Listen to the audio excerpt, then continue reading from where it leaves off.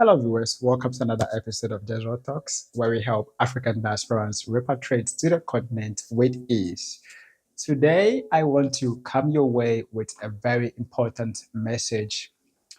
Now, I'm not a prophet. I am not, how do you call it, a pastor, but I feel like I want to share this message with you, especially my brothers and sisters who are coming from the diaspora. Is so important at this time, and I want to bring your attention to something really important. We all need to go into warfare against the spirit of loneliness. Most of the times, people hear from the Most High, or most of you hear from the Most High. You make a move of faith. You get to the continent, Ghana, Burkina Faso, Tanzania, wherever you are, South Africa. But in most cases, you found yourself in a space where you feel so lonely. You feel so lonely, and then it saddens your heart. It puts you in a situation where you begin to question yourself whether this move was directed by the Most High. You begin to question yourself whether you heard the voice right. You begin to question even your faith. This is not just a normal feeling. I want you to know that these are one of some of the tools of the enemy to kind of make you question the ways of the Most High. Now, yes, you heard that voice right. You confirmed with it. Several times it came as a dream. Several times it came as, a state of, you have to go, go, go, go, go, with a lot of things giving you signal that it is time for you to move. Now, it was a leap of faith because you didn't know what was on the other side. You hearkened to the voice of the Most High and you got to the continent, only for you to get here in a few months' time or over a few years' time, and you begin to feel so lonely to the point that your spirit gets saddened and you begin to question your movement. I want you to know that the Most High is constantly with you. In times like that, all I ask is that go into prayer, because it is not just a normal feeling. Go into a special warfare. If you can add fasting, add fasting. Fast and pray. Be on guard. Know that it is a move of the enemy. And please pray and get yourself connected with the Most High. And then ask for his direction in moments like that.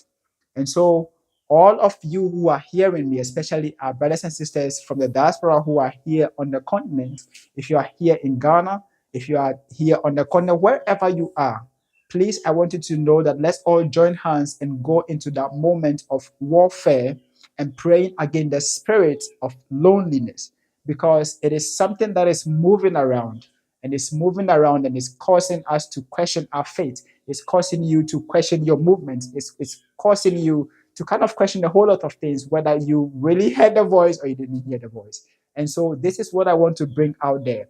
It doesn't matter whether you are here. If you are still there and you are still making plans to come, guess what? The enemy knows it and he is trying to put certain things in place. So don't say because I'm not there, I'm not also going to join hands. Let's all join hands and pray and battle that spirit of loneliness. And if you are here already after praying and all that, ask the Most High for special direction as to which people to connect with. Because there are people out here that the Most High will want to lead you or want to direct you to connect with them. They'll be willing to help you. They'll be willing to make certain things easier. They might not probably be in a state to offer you all the help that you need, but the Most High will give them or equip them in certain ways that they will be able to be of a good help to you. And so I want you to really understand that there is also chances. So ask for direction of the Most High, and I'm sure He's going to lead you to connect with other diasporans that are here to make one or two things kind of easy. Together, we all stand in faith and we are going to triumph over the enemy. And so if you find yourself in that moment, one of the things you can do aside prayer is go into praises and worship. Find a way to shake it off, shake that feeling off. Close your door, lock your door up, and soak yourself in an intense worship, an intense praises and worship. That's one of the things that kind of have been missing out, from what we are expected to do, because there are not a lot of organizations out here that where we all meet corporately and then praise. But in your little corner, soak yourself in that moment of worship and cry out your heart to the Most High. And I know that He is going to come to your rescue. enter into some moment of praise that, look, the enemy, hey, is that all you can do is to put me in this situation? Go into a moment of endless praises. You realize that by the time you are done, you have some sort of joy coming into your heart. You have some sort of relief, a mighty relief, out of that space that you were. So yes, don't forget, don't leave out prayer, don't leave out praises and worship. It's one of the things that I also use when I get to that moment as well. And so I hope that it's very helpful. It's going to be very helpful to you. Keep practicing and try your best to listen to the direction and the voice of the Most High. And you will definitely be a blessing. Hi, guys. And so, while we are on the topic of spiritual preparedness for the continent or even Ghana, if you're coming to Ghana specifically, I want to talk a little bit about um, something that I think a lot of us diasporans get caught up in, and not even just us diasporans, just all of us melanated people. Let's try to not get so much caught up in people that look like you are always going to be for you. There's a phrase that we say in the States, all skin folk ain't kinfolk. And it is very true.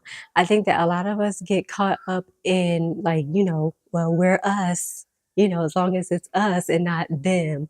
And so it's more important for us to spiritually discern the spirit of a person, to try the spirit of a person, to inspect the fruit of a person, than it is to physically look at someone and see that they are of the same skin tone as you and just automatically assume that y'all are walking along the same path. That is not true at all. And I think that it is a snare for a lot of us, in the diaspora, or a lot of us on the continent. It serves as a trap to some of us. And it'll get some of us caught up if we don't catch ourselves. Because there are several people that may look like you, and you may find out that y'all are going in two very separate directions. Y'all are very much not alike. Y'all do not serve the same Father. And I'm just being very transparent. And so while we're on the line of preparing yourself spiritually, because you mean you're leaving out of the West and you're leaving out of a place where you are surrounded by other nations. And so, yes, it's easy to get swept up in I'm looking for people that look like me. But when you come to the continent, guess what? You're surrounded by a majority of people that look like you. But that doesn't necessarily mean that you are in agreement with everyone who looks like you.